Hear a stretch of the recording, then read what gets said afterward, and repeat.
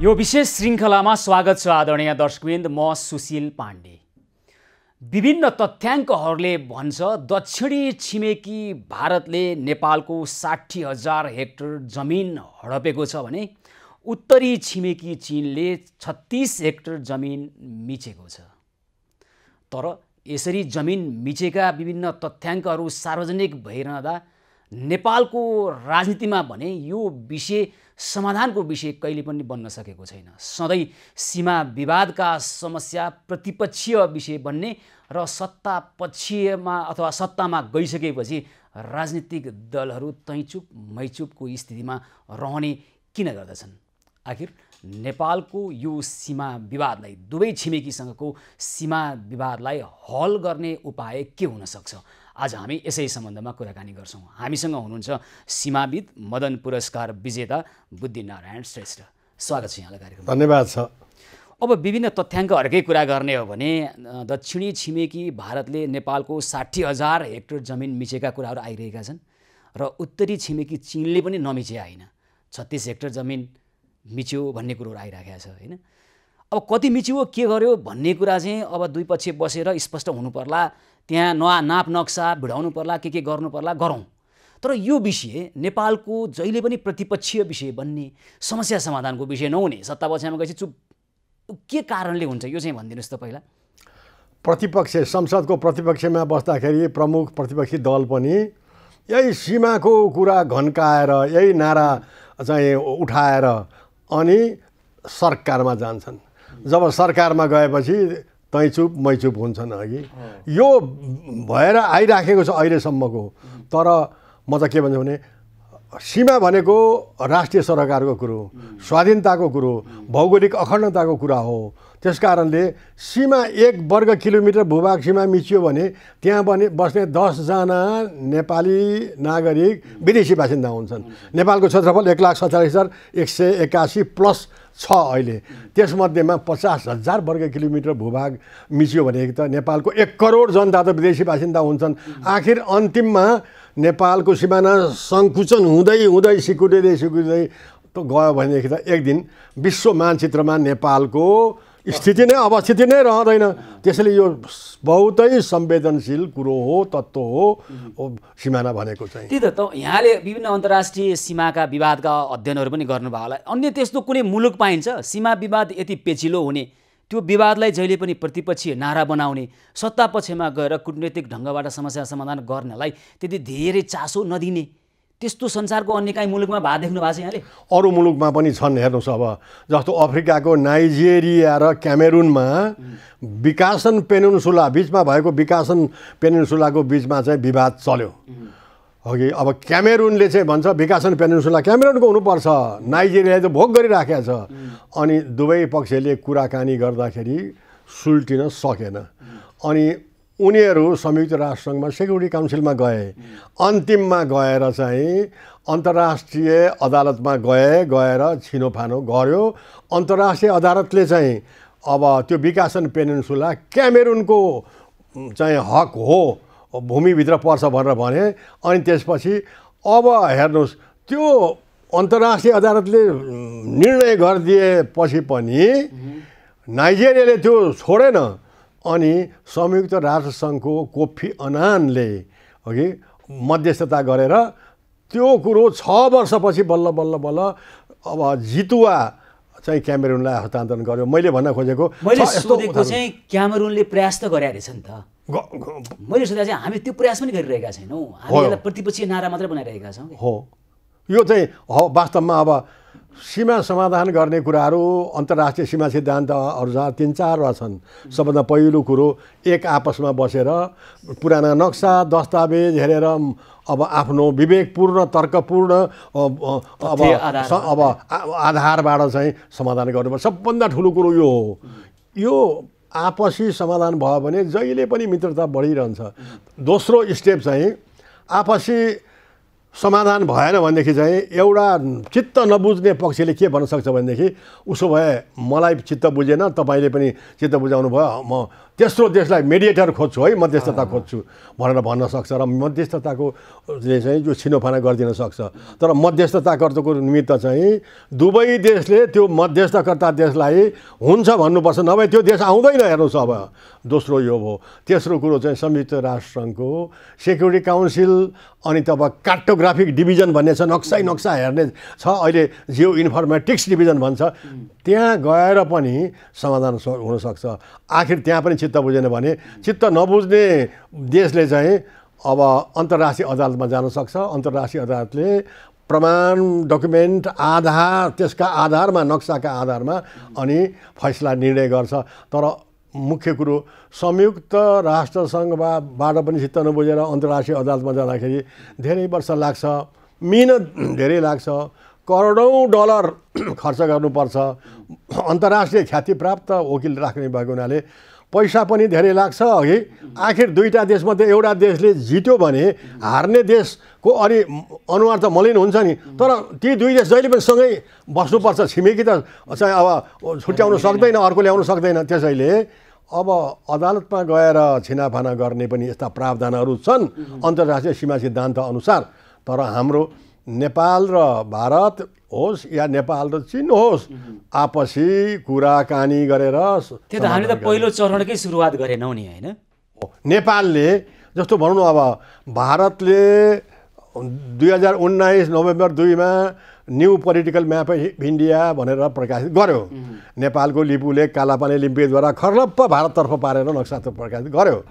नेपालले यो बारेमा कुरा गरौँ भनेर 5 चोटि डिप्लोमेटिक नोट सर्भ गर्यो नेपालको परराष्ट्र मन्त्रालयले। त्यस बेलामा परराष्ट्र मन्त्री प्रदीप गेवाली हुनुहुन्थ्यो। भारतले इच्छा गरेन। हेर्नुहोस्, अब कहिले कोरोना भाइरस इत्यादि भन्यो, कहिले के भन्यो, अनि नेपाल विवश भएर नेपालले फेरि चुच्चे नक्सा प्रकाशित गर्यो। 2077 साल जेठ 7 गतेको दिन चुच्चे नक्सा प्रकाशित गरेपछि भारतले चाहिँ चुच्चे नक्सा प्रकाशित नेपालले गरिसकेपछि तपाईँ जस्तै पत्रकारहरूले, सञ्चारकर्मीले सोद्धाखेरि हामीले नोट गरेका छौँ मात्रै भन्यो, त्यसको विरोध पनि गरेन, समर्थन पनि गरेन। भनेपछि यसरी दुईवटा देशको अहिले नक्साको लडाइँ भइरहेछ। हेर्नुहोस्, कालापानी लिम्पियादुरा क्षेत्रको नै भारतले नक्सा बनायो, त्यही खप्टिने ओभरल्याप हुने गरेर नेपालले पनि बनायो भने त नक्साको द्वन्द्व भएको छ। अहिले यो द्वन्द्व समाधान गरिनुपर्छ।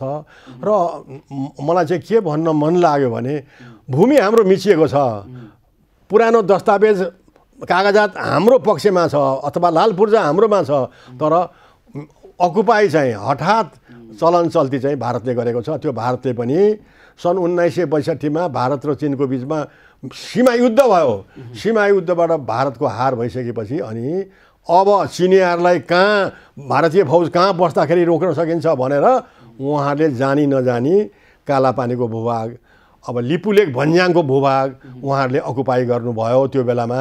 र लिपुलेख भन्ज्याङ यस्तो छ, 20,276 फिट अल्गो थुम्को छ, थुम्कोबाट घाँटी यस्तो परेको छ। हेर्नुहोस्, अब भारतीय फौजले चाहिँ के गर्यो भनेदेखि यहाँ कालापानीमा बसेर त्यो घाँटी परेको लिपुलेखबाट चिनियाहरू आयो भने हामी गोली ठोकेर पनि त्यहाँबाट हटाउन सक्छौँ उनीहरूलाई। हाम्रो गोली सकियो भने 20,276 फिट अल्गो थुम्कोबाट ढुङ्गा लडाएर पनि हामी त्यहाँ रोक्न सक्छौँ भनेर ठ्याक्क मिचेर बसे। अहिलेसम्म मिचेर बसिरहेको छ। हेर्नुहोस्, अब नेपालले पनि धेरै कोसिस गर्यो, अन्तर्राष्ट्रिय जगतमा पनि यो कुराहरू पुगिसकेको छ। तपाईँले नेपालले कोसिस गर्यो भन्नुभयो, हामीले त्यस्तो प्रभावकारी ढङ्गबाट अघि एउटा कुरो आएको थियो नि, दुवै छिमेकीसँग अब द्वन्द्व भइराखेको छ। त्यो द्वन्द्वलाई शत्रुतामा रूपान्तरण गर्न हामी चाहँदैनौँ, किनभने हाम्रो त्यो संस्कार र संस्कृति होइन। हामी के चाहन्छौँ भने सिधा कुरा गर्ने, आफ्नो तथ्य राख्ने, नक्सा देखाउने र त्यो भूमि फिर्ता गर्ने, शत्रुता नसाधिकन के सकिन्छ नि। त्यसको लागि हामीसँग कूटनीतिक बुद्धि, कूटनीतिक समझदारी हुनु पर्यो। त्यो पहलै हामी गरिरहेका छैनौँ। एकदम राम्रो, तपाईँले राम्रो भन्नुभयो। हामीले यस विषयमा पहल गरेका छैनौँ। भर्खर पनि हिजो मात्रै नेपालको सशस्त्र प्रहरी बलको महानिरीक्षकको संयोजकतामा दिल्ली गएको थियो। भारतीय एसएसबीका अब महानिर्देशक उतापट्टिको डेलिगेसनको लिड गर्नुभएको थियो। त्यहाँ यो सिमानाको कुराको एजेन्डामा परेन। हेर्नुहोस्, अब एउटा कुरो यो पर्दिएको भए, सिमानाको कुरा पर्दिएको भए यसबारेमा अर्को कमिटीमा बैठक गर्ने भन्ने हुन्थ्यो। किनभने नेपाल र भारतको गृह सचिव स्तरीय पनि कमिटी बनेको छ सीमा व्यवस्थापनको लागि, खुला सीमा गर्ने कि के गर्ने भनेर हेर्नुहोस् अघि। अनि त्यसपछि आएर दुवै देशका मन्त्री स्तरीय बैठक पनि छ अघि। त्यस्तोमा कुरा ओछ्याउन सजिलो हुन्थ्यो नि, तर हाम्रो तर्फबाट कुरा नै ओछ्याइएन। यद्यपि नेपालले चुच्चे नक्सा प्रकाशित गरिसकेपछि प्रयास त गरेको हो, कुरा गरौँ भनेर गरिएको हो, तर अब अहिलेसम्म कुरा भएन। र अहिले नेपाली काङ्ग्रेसका 3 जना नेताहरू अहिले दिल्लीको भ्रमणमा हुनुहुन्छ। अब उहाँहरूले भारतीय विदेश मन्त्री जयशङ्करलाई पनि भेट्नुभयो।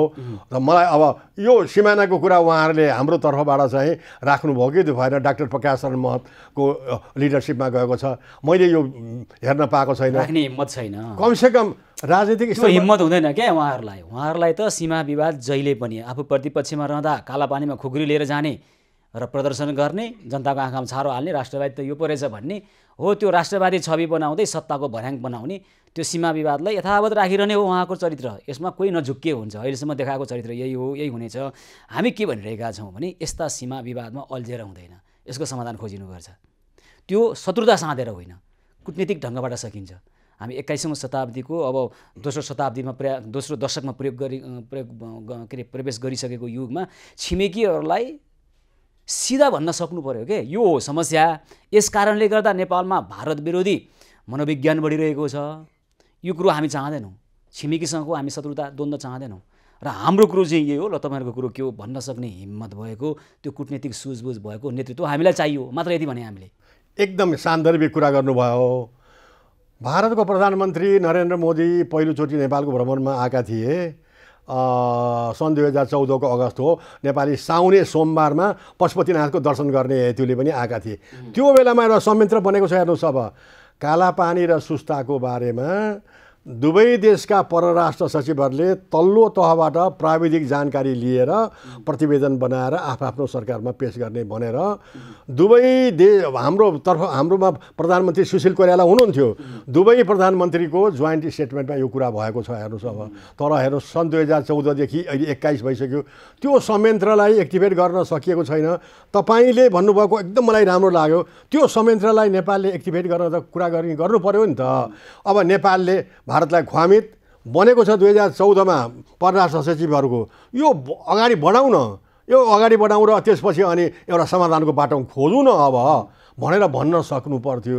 त्यो नेपाल भन्न सकेको अवस्थामा छैन। किन सक्दैनन् भने एकला तथ्य नै भिडाएर हेरौँ नि त। मैले ल्याएको केही तथ्यहरू छ, तपाईँले पनि ल्याउनु भएको छ होइन। मैले अघि कार्यक्रमको सुरुवातमा पनि भने नेपालको 60,000 हेक्टर दक्षिणी छिमेकीले मिचेको भन्ने तथ्य छ। चीनले उत्तरी छिमेकीले 36 हेक्टर भन्ने कुरा आइराखेको छ। जस्तै लिम्पियाधुरा, कालापानी, लिपुलेकसम्मको 372 वर्ग किलोमिटरको क्षेत्र मिचेको।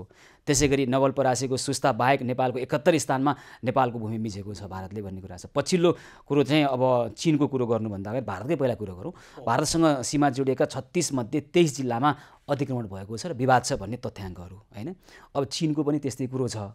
त्योभन्दा अगाडि पहिला भारतको कुरो गरौँ। अनि चीनले हुम्लामा पछिल्लो समय लिमी नाम्खा गाउँपालिकाको वडा नम्बर 6 मा मिचेका कुराहरू गरौँला। अब यो तथ्याङ्कहरू आइराखेका बाहिर छन्। अब यो तथ्याङ्कलाई नक्सामा नापजाँच गरौँ, हेरौँ, आफ्ना कुरा स्पष्ट राखौँ र भारतीय पक्षलाई नै भनौँ। खुल्ला भने पनि हुन्छ नि, यस्तो है हाम्रो स्थिति हो होइन। अनि भारतीय पक्षलाई पनि भनौँ, उसले पनि हामी तथ्याङ्क ल्याउला, जे छ त्यही कुरालाई स्वीकारेर अगाडि बढौँ। एउटा कुरा, अहिले हामीले मिच्यो भनेको जग्गा हामीले नपाउँदा पनि नेपाल सिद्धिएको छैन।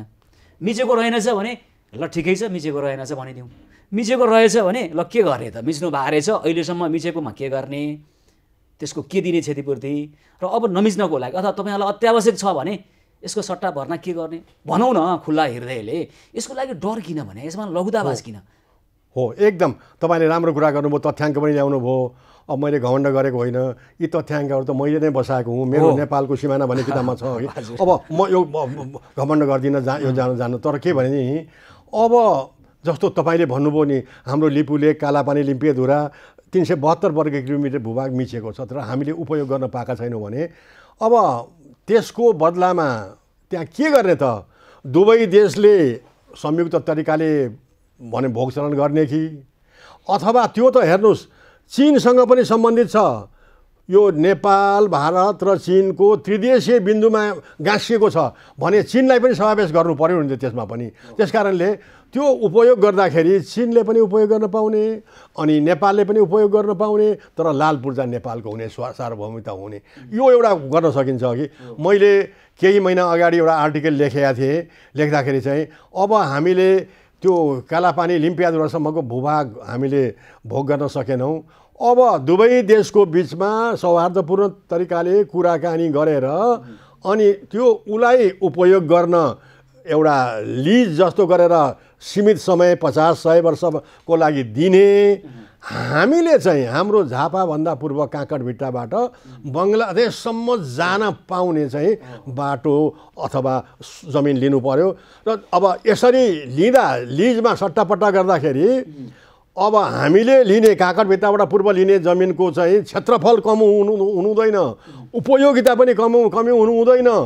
र अब किनभने लिपुले कालापानी लिम्पियाधुरामा पहिले सामरिक दृष्टिकोणले उपयोगिता थियो, अहिले त्यो व्यापार वाणिज्य तीर्थाटनको महत्त्वपूर्ण कुरा छ। यही कारणले गर्दाखेरि चीन र भारतले लिपुलेक नाकाबाट दुवै देशको व्यापार वाणिज्य गर्ने भनेर भारतको प्रधानमन्त्री नरेन्द्र मोदी जाँदाखेरि सन् 2015 को मे 15 अनि दुवै देशले चाहिँ अब एउटा सम्झौता गरे नि त। भनेपछि त चीन पनि इच्छुक छ नि, त्यहाँ चीनलाई पनि लिएर आएर कसरी हुन्छ तिनै देश मिलेर यो समाधान गर्नु पर्यो। र सट्टा गर्ने कुरो पनि छ। हेर्नुहोस् अब अन्तर्राष्ट्रिय सीमा सिद्धान्तमा यस्ता सट्टा पट्टा गर्न दिने पनि छ, लिजमा एकाठमा दिने पनि छ, भोग गर्न दिने पनि छ, त्यसबाट केही कम्पेन्सेसन डलरमा लिने पनि प्रथा छ। त्यसकारण यहाँ त दुई देशको बिचमा कुराकानी नै भएन। तपाईँले कस्तो राम्रो कुरा ल्याउनु भयो, बुँदा ल्याउनु भयो कि कुराकानी भयो भनेदेखि त 1 वर्ष 2 वर्ष 5 वर्षमा त केही न केही त निक्लन्छ नि त समाधान। कुरा नै हुन सकेको छैन। तर फेरि दोहोऱ्याउँछु, भारतसँग चाहिँ नेपालले कुराकानी गर्न एकदम इच्छुक भएको हो, तर भारतले नै अब इच्छा गरेको छैन। किनभनेदेखि नि म फेरि नेपालले 5 वटा डिप्लोमेटिक नोट पठाइसक्यो, तर भारत इच्छा गरेको छैन। किन होला भनेर मैले अध्ययन गरेँ, धेरै डकुमेन्ट पनि हेर्दाखेरि कतै भारतसँग त्यो कालापानी लिम्पियाधुराको प्रमाणै पो कमजोर छ कि, प्रमाणै छैन कि, भए पनि फेक प्रमाण छ कि, अघि पछि बनेको नक्कली प्रमाण छ कि, त्यही कारणले उहाँहरू चाहिँ अगाडि नआउनु भएको होला जस्तो लाग्यो। यदि उहाँहरूसँग नेपालको भन्दा तगडा प्रमाण भइदिएको भए ला आउनुहोस् कुराकानी गरौँ त भनेर नक्सा त पछार्थे होला नि त टेबलमा। पछार्न नसकेको हुनाले कतै नेपालको भारतको चाहिँ कमजोरी केही होला कि। अब भारतको बारेमा मैले राम्रो अध्ययन त गरेको छैन, तर नक्सा जम्मै हेर्दाखेरि चाहिँ उहाँहरूसँग नेपालमा चाहिँ जतिको नक्सा प्रमाण छ त्यो स्पष्ट हुने खालको नेपालको पक्षमा भएको प्रमाण अमेरिकाको लाइब्रेरी अफ कङ्ग्रेस विश्वको ठुलो पुस्तकालय त्यहाँ प्रशस्त मात्रामा छ। बेलायतको ब्रिटिस म्युजियम लाइब्रेरीमा पनि छ। अनि आएर चीनको नेसनल लाइब्रेरी अफ चाइना बेजिङमा पनि छ अघि प्रशस्त प्रमाण छ अघि। तर भारतले पनि त्यो प्रमाणहरू हेरिसकेको छ। हेर्नुहोस् अब तर त्यो ला आउनुहोस् कुराकानी गर्नुहोस् भनेर भन्न चाहिँ अहिले सकेको छैन। जस्तो भनौँ म सन् 1816 मा सुगौली सन्धि भयो। 1819 मा सर्वे अफ इन्डियाले कलकत्ताबाट नक्सा बनायो सन् 1819 मा। 1827 मा अर्को नक्सा बनाएको छ, 1856 मा अर्को नक्सा बनाएको छ। यी तमाम नक्साले चाहिँ नेपालको फेभरमा छ, किनभने सुगौली सन्धिसँग ट्याली गरिएको नक्सा यो छ। सुगौली सन्धिले भन्छ, धारा 5 ले भन्छ नेपालका राजा महाराजा उत्तराधिकारी काली पारीको जनतासँग सम्पर्क गर्ने पाउने छैनन्। यो अनुसार त कालीको सिमाना भयो, काली पुरा काली हाम्रो हो, काली महाकाली नदी आदि आदि पनि होइन, पुरा हुनुपर्छ यो कि। तर अब कुरा आयो महाकाली नदीको उद्गम कुन हो त? लिम्पियाधुरा हो कि लिपुलेक हो कि एउटा कालीको मन्दिरबाट तिरतिरे खोला निक्लेको छ? यो विवाद चाहिँ परेको हुनाले भारतले यही कुरा अगाडि सार्नुहोस् न अहिले। तर अगाडि सार्न पनि सकेको छैन। खालि उहाँहरूले चाहिँ नक्सा बनाउने जस्तो भनौँ सन् 2019 मा नोभेम्बर 2 मा नक्सा मात्रै बनाए, ठ्याक्क नक्सा बनाए चुप्प लागेर बसेको छ। तर त्यो नक्सा हाम्रो प्रमाण यही हो भनेर भारतलाई नेपाललाई पैसा गर्न सकेका छैन। त्यसकारणले अब त्यसो भइरहेको छ भने छिमेकी कुरा गर्न चाहँदैन, किनभने तर्क कमजोर छ भनेर भूमि दिइरहने कुरो त हुन्न नि। अब हामीले अर्को चरणमा जानको लागि सूचना दिउँ, दोस्रो चरणमा जाउँ हामी। एकदम अब दोस्रो चरणबाट भएन भने तेस्रो चरणमा जाउँ। अब यो हामीले योजनै बनाएर छिमेकीले स्पष्ट भनौँ क्या, यो विषयले जनता र जनता बिचको सम्बन्ध, नेपाल र भारतको बिचको सम्बन्ध काहीँ न काहीँ यो विषयले खराब गरिराखेको छ, यो विषय टुङ्ग्याउँ हामी भन्ने सिधा भन्ने हिम्मत चाहियो भन्ने कुरो क्या। यो हिम्मत किन आउँदैन नेपाली? यो हिम्मत चाहिँ अब राजनीतिक नेताहरूमा हिम्मत हुनु पर्यो। हेर्नुहोस् अघि अब भन्न सक्नु पर्यो, हाम्रो राजनीतिक नेताहरूले पदाधिकारीले भन्नु पर्यो कि भारत पनि विश्वको ठुलो प्रजातान्त्रिक मुलुक हो, नेपालको भनौँ अब 606 वर्ग किलोमिटर भूभाग लिएर उसलाई केही हुँदैन, तर यो कालापानीको भूभाग मिसिएको छ भनेर विश्वले अहिले जानकारी भइसकेको छ। त्यस कारणले गर्दाखेरि अब भारतको त मुहार कालो हुन्छ यदि यही हो भनेदेखि। त्यस कारण बसेर मिलाउँ भनेर हाम्रो नेपालीले भन्न नसक्नुको कारण चाहिँ अब आफ्नो सत्ता जाला, कुर्सी जाला इत्यादि भन्ने कुरा हो। तर यो हेर्नुहोस्, युवा तपाईहरु जस्तो युवा शक्ति अहिले जुरबुराएको छ यो सिमानाको बारेमा, कालापानी लिपुलेक लिम्पियाधुराको बारेमा। त्यसकारणले गर्दाखेरि युवा शक्तिले सरकारलाई दबाब दिनुपर्छ र अब सरकारले पनि कूटनीतिक पहल गर्नुपर्छ। जस्तो म एउटा उदाहरण लिन्छु, केही महिना अगाडि रुसमा मस्कोमा अब पाकिस्तानको परराष्ट्र मन्त्री, भारतको प्रधानमन्त्रीहरू गएर त्यहाँ एउटा समिट भएको थियो, 25-30 देशको समिट भएको थियो। रुसको विदेश मन्त्रीले त्यो समिट भइसकेपछि साइड लाइनमा भेट्ने एउटा तारतम्य मिलाए। भारतको विदेश मन्त्री र पाकिस्तानको विदेश मन्त्रीलाई साइड लाइनमा भेटाउने भनेर दुवै परराष्ट्र मन्त्री माने पनि दुवै देशका। अनि साइड लाइनमा कुराकानी भयो मस्कोमा। हेर्नुहोस् अब मस्कोमा कुरा हुँदाखेरि चाहिँ भारत र पाकिस्तानको यो कुराबाट दुई देशको बिचको सम्बन्ध अलिकति सामिप्यतामा आउँछ। त्यस्तै गरेर हामीले नेपालले पनि अन्तर्राष्ट्रिय क्षेत्रमा अब अन्तर्राष्ट्रिय जगतमा चाहिँ अलिकति दबाब सिर्जना गरेर अनि भारतको पदाधिकारीहरू त्यस देशमा भ्रमणमा जाँदाखेरि नेपालले त भन्दै थियो नि अब हाम्रो चाहिँ छिमेकी देश भारतमा कालापानीको बारेमा समस्या छ, हामी दुवै देश मिलेर कुराकानी गर्छौँ, समाधान गर्छौँ भनेर भन्दै थियो नि। के हो भनेर भारतको विदेश मन्त्रीलाई भनिदियो भने एउटा दबाब त यही आउँथ्यो नि, हामी त्यो दबाब दिने। अहिले हाम्रो परराष्ट्र मन्त्री बेलग्रेड जानुभएको छ, हिजोको दिन जस्तो लाग्यो मलाई अघि। बेलग्रेडमा गएर बेलग्रेडको विदेश मन्त्रीलाई यो कुरा ठ्याक्क साइड लाइनमा यो गर्नुहुन्न क्या उहाँहरूले, किनभने यो उहाँहरूको चासोको विषय नै होइन चासोको विषय होइन। हामी तपाईँ जस्तो जवान सञ्चारकर्मीले चाहिँ यो कुरा आवाज उठाएर सरकारलाई बाध्य पारेर सरकारको पदाधिकारीलाई यो नेपालको सीमा मिचिएको कुरा के भयो भने यो बौद्धिक विलासको कुरो रह्यो। कतिलाई यो विषय उठाएर सञ्चारकर्मीहरूलाई नि सेलिब्रेटी बन्नु छ, ठुला कुरा गरेर, राष्ट्रवादका कुरा गरेर होइन। अनि कतिलाई नेतागिरी गर्नु छ, अनि यो कुरो उठाए ओहो यो पो राष्ट्रवादी रहेछ त भनेर मत दिन्छन् जनताले भनेर आफ्नो दलीय राजनीतिबाट आफ्नो सत्ताको भर्याङ चढ्नको लागि यी समस्याहरू दुरुपयोग भइराखेका छन् क्या अहिले। हामी त्यो कुनै पनि कुरालाई स्वीकार्दैनौँ। न त हामीलाई यो विषय उठाएर ठुलो पत्रकार र सेलिब्रिटी बन्नु छ हामीलाई, त्यो पनि छैन। न त राष्ट्रवादी छवि बनाएर भोलि राजनीति गरेर भर्याङ चढ्नु छ। हामीलाई बस हाम्रो भूमि हाम्रो हो भने फिर्ता चाहियो, त्यति कुरो हो। त्यो कुरो चाहियो, त्यसमा कुनै विकल्प छैन। उनीहरूलाई चाहिन्छ भने के गर्न पर्ने हो त्यो एकदमै फेरि शत्रुता नसाधिकन है, छिमेकीहरूलाई रिस नउठाइकन उनीहरूको पनि अप्ठ्यारो बुझिदिएर, उनीहरूको पनि अप्ठ्यारो होला। तपाईँले भन्नुभयो निकै रणनीतिको क्षेत्र रहेछ, हाम्रो भन्दा नि उसलाई महत्त्व रहेछ भने ल हामीलाई महत्त्व हुने ठाउँमा देओस् न त। त्यो क्षेत्रभन्दा हामीलाई अर्को कुनै महत्त्व भएको ठाउँ होला। अहिले त्यो क्षेत्र हाम्रो नहुँदा पनि नेपाल सिद्ध्या त छैन भने एकदम समझदारीपूर्वक काम गरौँ, कुरा गरौँ। यसको लागि नेतृत्वमा चाहियो हिम्मत। त्यो हिम्मत कसले दिने, कहाँबाट आउँछ, भएन भने के गर्ने मात्र हाम्रो प्रश्न यति। यसमा मलाई अहिले के भन्नु मन लाग्यो भने चाहिँ एउटा हामीले नेपालले राम्रो गृह कार्य गर्नु पर्यो। गर्न त गरिएकै होला गृह कार्य कि।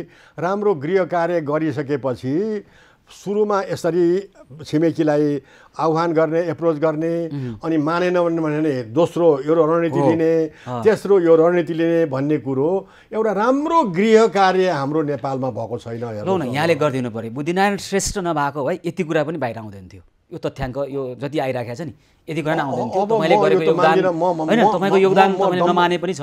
अब अर्को योगदान तपाईँको आवश्यकता छ कि अन्तर्राष्ट्रिय अनुभवहरू हेरौँ। पहिलो चरणमा हामी यसो गरौँ होइन। यसको अर्थ फेरि छिमेकीसँग शत्रुता गरौँ भनेको होइन है, यो त झन् मित्रतालाई मजबुत बनाऊ भनेको।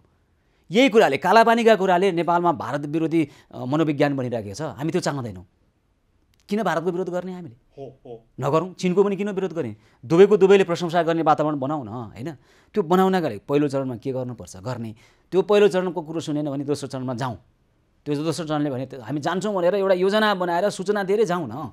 यो शत्रुता सान्नको लागि होइन, यो मित्रतालाई अझै मजबुत बनाउनको लागि भन्ने वातावरण बनाएर जाउँ न। खै अब भारत र नेपालको बिचमा जुन एउटा संयन्त्र परराष्ट्र सचिवको बनेको छ, त्यो संयन्त्रलाई ठिक गरिएर कालापानी र सुस्ताको समस्या समाधान भयो भने बाँकी 69वटा ठाउँमा चाहिँ त्यसले गर्दाखेरि चाहिँ समाधान हुन्छ। र यो बाँकी 69 ठाउँमध्येमा धेरै जसो चाहिँ सीमा पार जोत कमर दखिल छ, हेर्नुहोस् क्रस फुडिङ अकुपेसन। भारतको बलियो किसानले नेपालको लुरो किसानको चाहिँ जमिन मिचिएको छ। जब कालापानी र सुस्ताको कुरा समाधान हुन्छ भने यी कुराहरू बिस्तारै समाधान भएर आइरहन्छन्। जस्तो भनौँ अब बर्दियाको गुलरियाको चाहिँ नेपाली किसान निर्दो किसान नुवाजत धोबीको 10 कट्ठा जमिन भारतीय बलियो किसानले मिचेको छ। जब कालापानी र लिपुलेको कुरा चाहिँ समाधान हुन्छ भने बर्दियाको गुलरियाको यो 10 कट्ठा जमिन त तुरुन्तै समाधान हुन्छ नि। त्यसकारण समाधान यो विषय पनि नत्र न हामी केवल भारतसँग मात्रै समाधान गर्न खोजिरहेका छौँ, चीनसँग पनि दुवै छिमेकीसँग दुवै समान तरिकाबाट यो समस्या समाधान गर्ने। यहाँ चाहिँ के भइरहेछ भने एउटातिरको सीमाको समस्या आउँछ अनि अर्कोले अर्कोतिरको सीमाको विषय उठाइदिन्छ, उतातिर हामी लाग्छौँ यताका सीमाको विषय बिर्सिन्छौँ भनेको यसमा सीमाको दलीय राजनीति भइरहेछ। यो नहोस्। म कार्यक्रमको अर्को खण्डमा विशेष गरी अब चीनले चाहिँ कहाँ मिसिया छ, के गर्ने समस्याको समाधान भन्ने विषयमा कुराकानी गर्छौँ। यो विशेष श्रृङ्खला निरन्तर जारी रहनेछ, हामीसँगै रहनुहोला।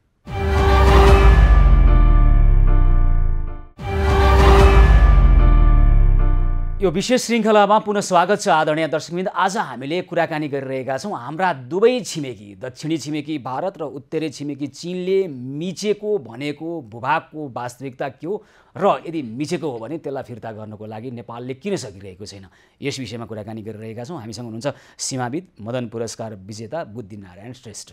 ल अब श्रेष्ठजी, अहिले भारतको कुरा गर्दा चीनले पनि नमिच्या होइन नि त। यहाँ त के छ भने भारतको विरोध गर्दा चीनको चाहिँ समर्थन गर्ने हो, यो चाहिँ बहुत राम्रो छिमेकी जस्तो। दुवै छिमेकीको प्रकृति हाम्रो अनुसार निर्धारण हुने रहेछ के। हामी बलियो छौँ, हामी सोझो कुरा गर्न सक्छौँ, उसले सम्मान दिन्छ। अब हामी दलीय राजनीतिले गर्दाखेरि कहिले कसको नजिक कहिले कसको पऱ्यो भने अर्कै हुने रहेछ परिस्थिति। चीनकै कुरा गर्ने हो भने चाहिँ सरकारी तथ्याङ्कले के भन्छ भने सबैभन्दा बढी चीनले चाहिँ अब तपाईँले पनि सार्वजनिक गर्नुभयो होला, म यो राख्छु हाम्रो दर्शकको लागि, खराने खोला स्थित 7 हेक्टर जमिन मिचेको भन्ने कुरो छ।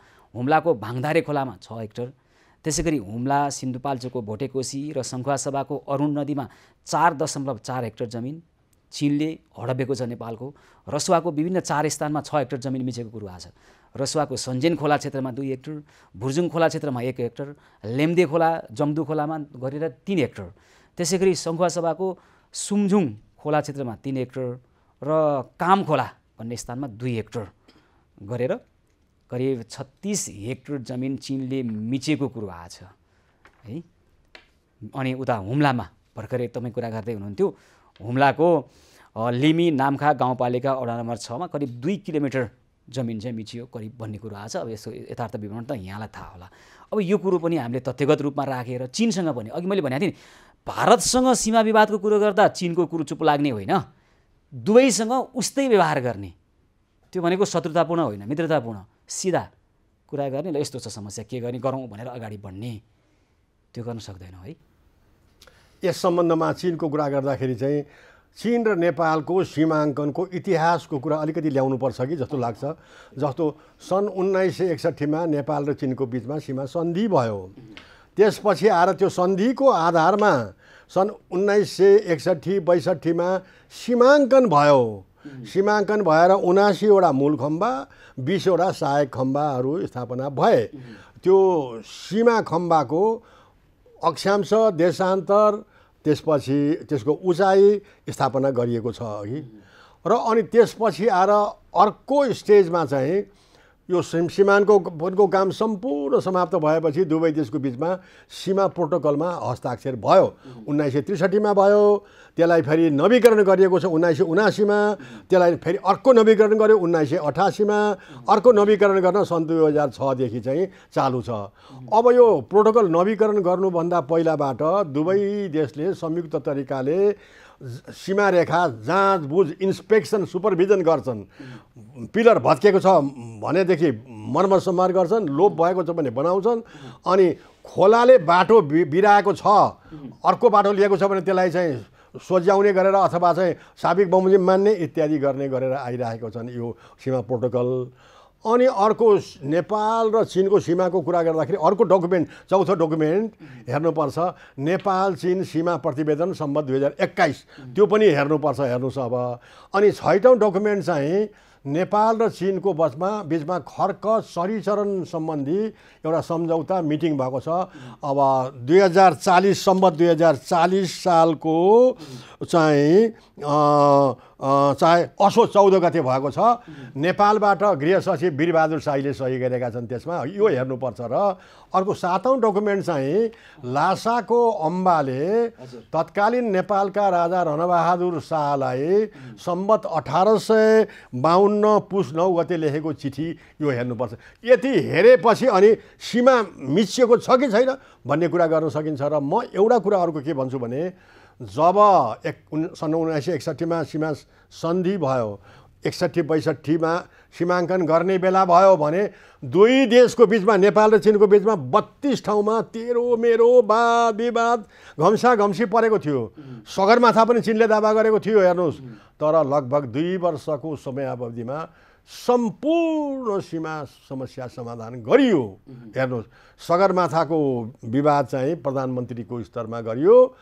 चीनको प्रधानमन्त्री चाउएनलाई नेपालको स्टेट भिजिट गरेपछि अनि सम्पूर्ण अफिसियल काम समाप्त गरेर अनि अब सिंहदरबारको ग्यालेरी बैठकमा सम्बत 2017 वैशाख 16 गते एउटा बैठक गरे। त्यो बैठकमा चाहिँ अनि अब चीन र नेपालको बिचमा चोमोलोङमा र सगरमाथाको बारेमा मामला थियो। चीन सरकार अहिले भन्छ चोमोलोङमा सगरमाथा नेपालकै हो भनेर सिनाफाना गरेका थिए। र अब त्यो 32 ठाउँमध्ये 31 ठाउँ बाँकी रह्यो नि, 31 ठाउँको कसरी समाधान गरियो त भनेर भन्दाखेरि हेर्नुहोस्, अब पानी ढलोको सीमाङ्कन पद्धति अपनाइएको थियो, अन्तर्राष्ट्रिय सीमा पद्धति। नदी छ भने नदीको मिडियन लाइन, नदी चौडा नदी छ भने बिचको रेखालाई सीमा रेखा मान्ने। अनि प्राकृतिक तत्त्व, पहाडको थुम्को, पहाडको चुच्चुरो, भन्ज्याङ, देउराली इत्यादिलाई चाहिँ सीमा मान्दै जाने। यसरी यस्तो सीमा सिद्धान्त अपनाइएर अर्को सीमा सिद्धान्त के अपनाइएको थियो भनेदेखि चाहिँ अब लेनदेनको, जमिन लेनदेनको, एक्सचेन्ज अफ ल्यान्डको पनि अब सिद्धान्त अपनाइएको थियो। यस्तो गरेर भनौँ 32 ठाउँमा भएको वाद विवादलाई समाधान गरिएको थियो। मेरो अध्ययन अनुसार अहिले हुम्ला लिमी लामखाको कुरा आयो नि, होइन?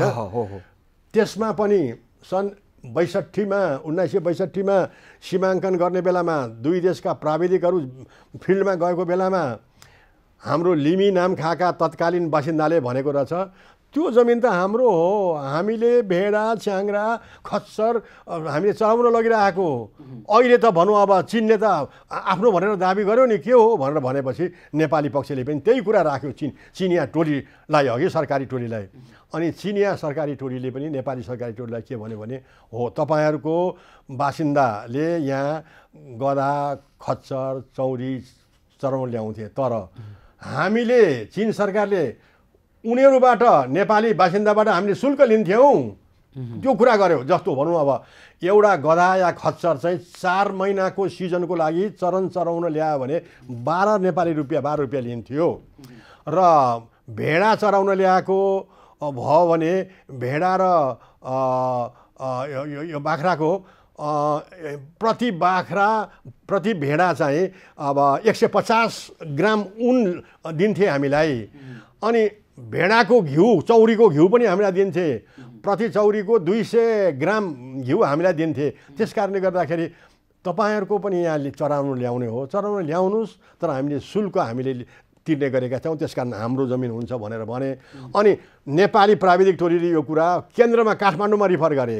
काठमाडौँमा चाहिँ अनि काठमाडौँमा त्यो बेलामा मन्त्रीमण्डल बस्यो। मन्त्रीमण्डलको बैठक बसेपछि उसो भए त्यो क्षेत्रमा र अरू क्षेत्रमा पनि पानी ढलोको सिद्धान्त अपनाउने, त्यो क्षेत्रको हाइएस्ट रिज पानी ढगको श्रृङ्खला धार कहाँ छ त्यसलाई मानेपछि यो जतातिर पर्छ चाहिँ अब मान्ने भनेर भनियो हो कि अनि त्यसपछि आएर फेरि अब त्यसरी पानी ढोडोको सिद्धान्त अपनाउँदाखेरि नेपालीहरूले भोग गरेको जमिन त अब चिनतर्फ पर्ने भयो पानी ढोडोको सिद्धान्त अनुसार चिनियाको जमिन पनि नेपालतर्फ पर्ने भयो हेर्नुहोस् अब अनि यसलाई हेर्नु एक्सचेन्ज प्रिन्सिपल अन्तर्राष्ट्रिय सिद्धान्त पनि छ त्यो exchange of territory exchange of land गर्दाखेरि नेपालबाट जति नेपाली भूभाग चिनतर्फ भएको थियो चिनबाट नेपालतर्फ 302 वर्ग किलोमिटर भूभाग बढी आयो तर त्यो चिनबाट बढी आएको भूभाग चाहिँ हामीलाई अलि बन्जर चट्टानी भाग भिरालो भाग हिउँको भाग आयो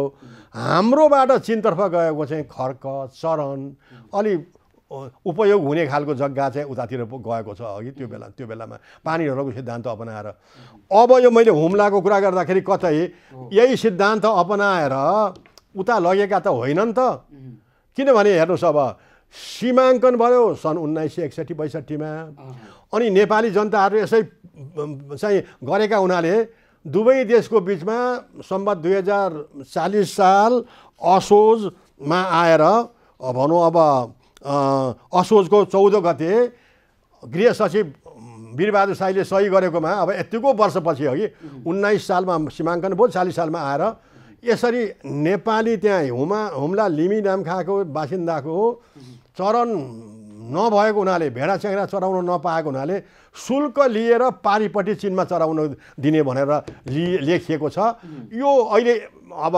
वेबसाइटमा हेर्दाखेरि पनि यो देखिन्छ चिनिया लिपिमा पनि देखिन्छ अङ्ग्रेजीमा पनि देखिन्छ नेपालीमा पनि देखिन्छ ग्रीष्मबहादुर देवकोटाको नेपालको राजनैतिक दर्पण भन्ने किताबमा पनि यो लेखिएको छ त्यसकारण अहिले लेखेको चाहिँ त्यो सन् 1961-62मा समाधान भइसकेको कुरा फेरि अहिले अब नजानेर अज्ञानतावश अहिलेका बासिन्दा जनताले बाबु मरिहाले बाजे मरिहाले अहिले अब फेरि भेडा च्याङ्ग्रा चराउन पाएनन् त्यस कारणले गरेको हो कि मेरो अध्ययनमा चाहिँ यो रहेको छ भनेपछि यसको वास्तविकता आउने बाँकी रह्यो अब त्यसो अब यसमा हेर्नुहोस् अब तपाईँले पनि भन्नुभयो नेपाल सरकारबाट गृहको सहसचिवको टोलीले गएर अब चाहिँ हेरेर अध्ययन गरेर प्रतिवेदन पनि दिइसक्यो अब हाम्रो गृहमन्त्री बालकृष्ण खाँडलाई त्यो प्रतिवेदन मैले धेरै हेर्दाखेरि त्यहाँ चीनले सीमा मिचेको भन्ने कुरो चाहिँ त्यहाँ गरेको छैन र अब त्यो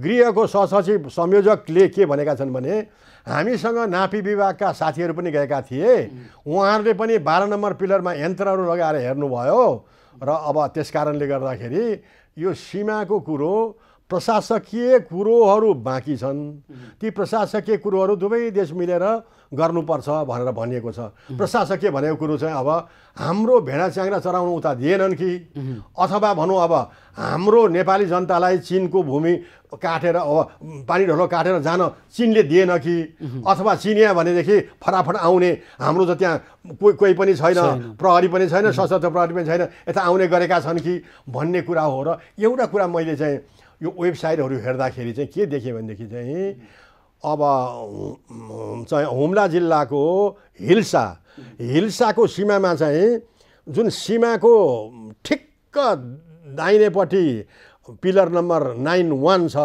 त्यसको ठिक्क देब्रेपट्टि चिनिके भूमि 92 छ अघि अब चिनिया पक्षले चाहिँ त्यो चिनतर्फ भएको सीमा खम्बा 92 मा चाहिँ ठ्याक्कै सटाएर फलामको बार जङ्गी बार लगाइदिएको छ हेर्नु खम्बा नै ठ्याक्क पर्ने गरेर अर्को कुरो खम्बा नम्बर 6 जस्तो लाग्छ है मलाई अहिले ठ्याक्कै भन्न सकिनँ 6 मा काँडे तार लगाएको छ अघि अब काँडे तार लगाएर यसो छेकेको छ अब यो मेरो भनाइ चाहिँ के भनेदेखि त्यसरी सीमामा चाहिँ लगाउनु पर्यो भने नेपालसँग पनि सोध्नु पर्थ्यो नि त किनभने त्यो सीमा भनेको दुवैजनाको साझा तत्त्व हो भने अब खम्बामा फलामको तार इत्यादि लाउनु चाहिँ नहुने हो हेर्नुहोस् अब त्यो लगाएको छ हाम्रो नेपाल सरकारले चाहिँ यो भन्नुपर्ने हो त्यो गृहको टोलीले पनि प्रशासकीय तलमाथि परेको हुनाले गर्दाखेरि यसमा दुवै देशले सौहार्दपूर्ण तरिकाले समाधान गर्नुपर्छ भनेको हो तर उनीहरूले मिचेकै छ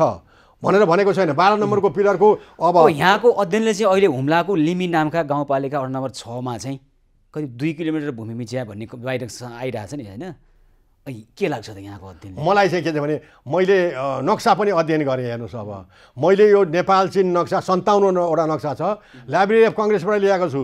यहाँ नेपालमा सुँग्न पनि दिँदैनन्, हेर्न त के सुँग्नै दिँदैनन् अघि।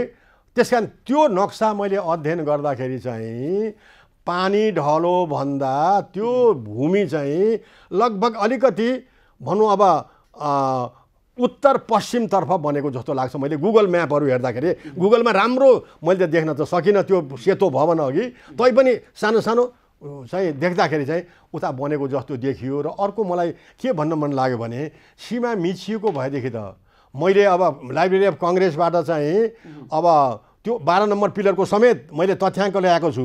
त्यो 12 नम्बर पिलरको तथ्याङ्क के भन्छ भने हेर्नुहोस्, अब उत्तरी अक्षांश 30 डिग्री 26 मिनट 40 सेकेन्ड उत्तरी अक्षांश, पूर्वी देशान्तर भनेको चाहिँ 81 डिग्री 37 मिनट 38 सेकेन्ड पूर्वी देशान्तर छ। यसको उचाइ समुद्रको सतहबाट 5018 छ। अब मैले यहाँ भन्न खोजेको कुरो चाहिँ हाम्रो माननीय जीवनबहादुर शाहीहरू जानुभयो, त्यहाँ हेर्नुभयो 12 नम्बरको पिलर त एलाइनमेन्ट नै फरक पारेछ भनेर भन्नुभयो। उहाँहरूले जिपिएस यन्त्र राखेर त्यो 12 नम्बरको पिलरको अक्षांश देशान्तर लिनुभयो कि लिनु भएन, यो सञ्चार माध्यममा आएको छैन।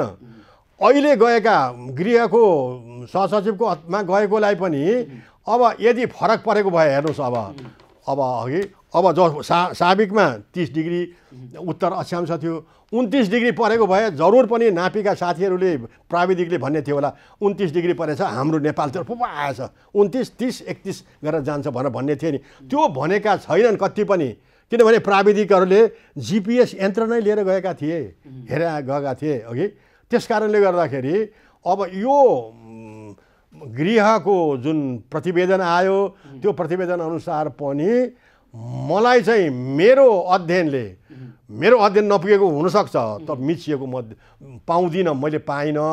त्यो नक्सा हेर्दाखेरि हेर्नुहोस्, अब लिमी नाम्खा यस एरियाको चाहिँ नेपाल चीनको नक्सा सिट नम्बर 4 5 6 11 नम्बर पिलरदेखि लिएर 9 नम्बर पिलरदेखि 9 10 11 12 11 नम्बर पिलर ताकुरे डाँडोमा गाडिएको छ, 12 नम्बर पिलर नाम्जा भन्ज्याङमा गाडिएको छ, मैले 9 नम्बर पिलर हिल्सामा छ। यो सबै हेर्दाखेरि मितिएको देखिएन। अब म अर्कोतिर लाग्छु। हेर्नुहोस्, अब के वास्तवमा चीनले नेपालको भूमिमा केही मामिला नै केही गरेको छैन त भन्दा तपाईँले अघि जुन नदीको खोलाको कुरा ल्याउनु भयो नि, मेरो अध्ययन अनुसार चाहिँ हाम्रो दोलखा जिल्लाको लामा बगर क्षेत्र छ, लामा बगर भन्दा उत्तर अब लाप्चे गाउँ भन्ने लाप्चा गाविस गाउँपालिका छ, त्यो लाप्चे गाउँपालिका भन्दा उत्तर चाहिँ कोर्लाङ पारीको टिप्पा भन्ने चाहिँ पहाडको थुम्को छ। अब त्यो कोर्लाङ पारीको टिप्पामा हुनुपर्ने बोर्डर मार्कर 57 नम्बर त्यहाँ हुनुपर्ने 57 नम्बर अलिक कुठाउँमा गाडिएको रहेछ नेपालतर्फ अब गाडेर। अनि सन् 2006-07मा नेपाली प्राविधिकहरू र चिनिया प्राविधिकहरू सोझै त्यहाँ गएर जाँच्दाखेरि नेपाली प्राविधिकले भने यो त भएन बा, यो त हाम्रो नेपालको भूमि मिचिएको छ भनेर भने हो कि 57 नम्बरको मार्कर है, ठुलो चट्टानमा मार्क गरिएको छ, खम्बा होइन। अनि अब त्यो चाहिँ अब अहिले छलफलको मामिलामा छ। हेर्नुहोस्, मैले पनि अध्ययन गरेँ, हेरेँ, अनि कति मिचिएको रहेछ भनेर हेर्दा मैले 6 हेक्टर भनेर मैले निकालेको छु। 6 हेक्टर भनेको 79 रोपनीको कुरा हो कि, तर त्यो बिरालो बन्जर छ एकदम।